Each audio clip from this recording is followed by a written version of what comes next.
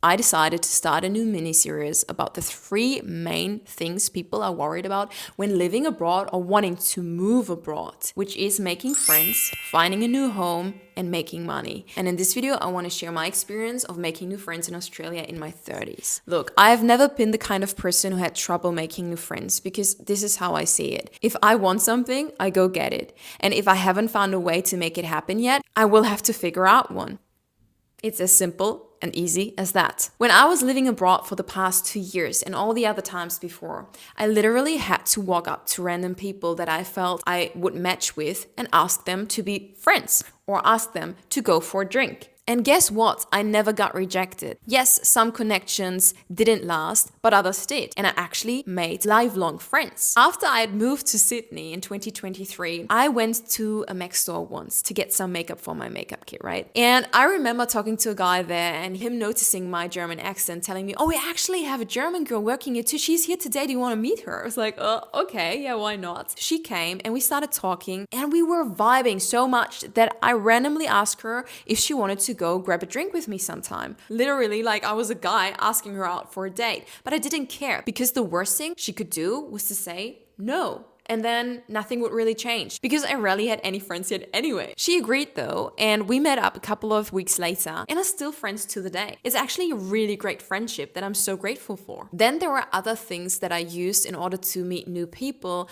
like joining communities, starting new hobbies, e.g. going to the gym or joining run clubs. And there was this one event in particular that I participated, which I really liked. It was a coastal walk from Bondi to Bronte and back with like-minded people all into personal development, hosted by a girl that I don't even remember how I met her. A friend of mine who followed that podcaster sent me the event and said, maybe this is for you. So I went. And there I met a new friend that didn't last for the entire time of my life down under, but at least for a few months. And it was a great friendship until it wasn't anymore. And then there was another time where I felt like I really needed new friends because I had moved from Sydney to Melbourne and most of my friends still were in Sydney. So I wanted and needed to build a new community for myself if I didn't want to be alone all the time.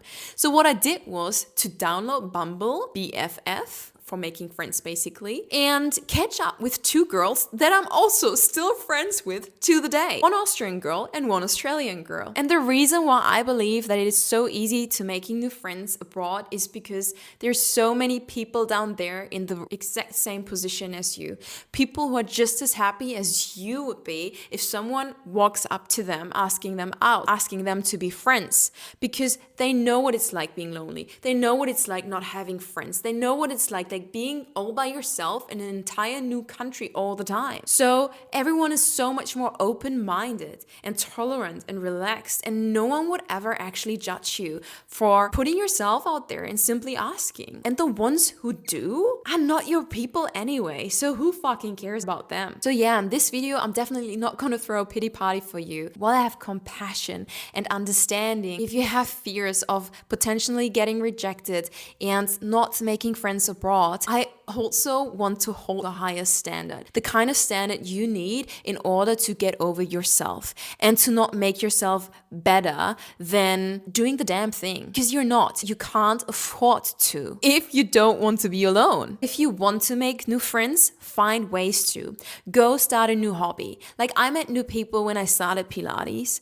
I met new people when I joined a run club, and it was amazing because these people already were like-minded people. These people then connected me with other like-minded people that I became friends with. These people then got me new clients. But yeah, I hope this mini series helps and inspired you a little to not stay in victim mode for too long, but instead get out there and do the damn thing you know will get you closer to building a community, making new friends, and make your experience down under even better than it already is. Thank you so much for being here today. See you soon again, the Queen of Dreams.